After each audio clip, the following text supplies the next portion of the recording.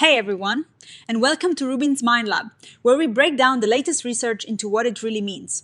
Ever wonder if all that screen time is actually affecting our kids in ways we don't fully understand? Well, this new study digs deeper than just minutes on a phone. Imagine childhood today. It's not just playgrounds and homework anymore, right? It's filled with screens, apps, and constant connection. Researchers have been looking at how much time kids spend on these devices and how it relates to their overall well-being. But here is the interesting part. They found that just counting the hours doesn't tell the whole story. Sometimes, the links between screen time and things like happiness or sadness are pretty small. This suggests we might be missing something bigger. This research paper, which is actually a review of a lot of other studies, is saying we need to think about digital kids in a new way. Instead of just measuring how long kids are online, they propose we look at it as a cumulative exposure process. What does that mean? Well, they're suggesting that digital technology isn't just something kids use, but it has become a fundamental part of their world, like the air they breathe or the school they go to.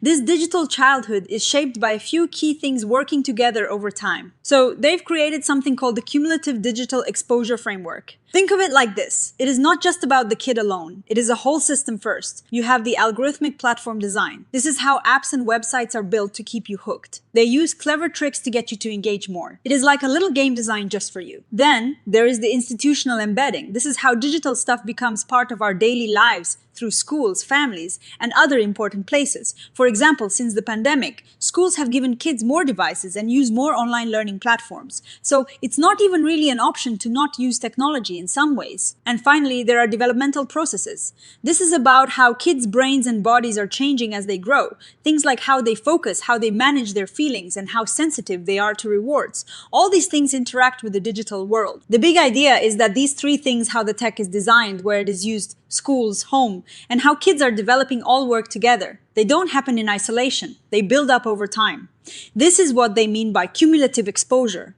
It means that the effects aren't just about one single use, but about the total ongoing experience. Now, let's talk about why the old way of measuring things, just counting screen time, isn't quite cutting it. The paper points out that a lot of past research relied on simple measures like hours of use. This is like looking at how much water you drink without considering if it is clean water or if it is during a heat wave. Hours of use is a very basic measure. It doesn't tell you what is being done online, how it is being done, or how the technology is specifically affecting the individual. Think about it. Two kids might spend the same amount of time on their phones, but one could be passively scrolling through endless videos designed to keep them watching, while another might be using an app for creative learning or connecting with distant family. The experience is totally different. Also, these studies often look at short periods like a day or a week. But childhood development is a long game. Short-term snapshots don't capture how constant, adaptive digital environments might be shaping kids over months or years. It is like trying to understand a person's mood by only watching them for 5 minutes. You might miss a lot. So, what kind of evidence supports this new cumulative exposure idea? The researchers looked at lots of studies from different fields. In clinical and biomedical research, they've seen how prolonged engagement with digital tech can have effects that build up over time. For example, there is a link between more screen time and a higher chance of developing myopia or nearsightedness. The more time you spend looking at screens, the higher the risk, and this risk can jump up significantly after a certain point. They're also seeing that high levels of digital media use often go hand in hand with other problems like less physical activity, trouble sleeping, and eye strain. These things often happen together, suggesting that digital environments can affect our bodies and minds in various interconnected ways. Sleep disturbance, for instance, is a big one, affecting how well kids can focus and manage their emotions the next day. And in terms of behavior, studies show that when kids are deeply engaged with digital platforms, they can sometimes show more impulsivity, have trouble paying attention, and react more strongly to emotions.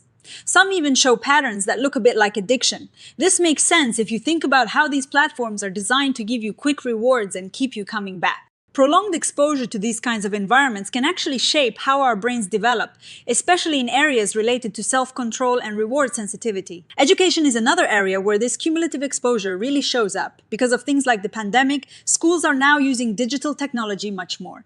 Scroll across school systems, participation in learning assessment and communication now depends on platform use and one-to-one device programs.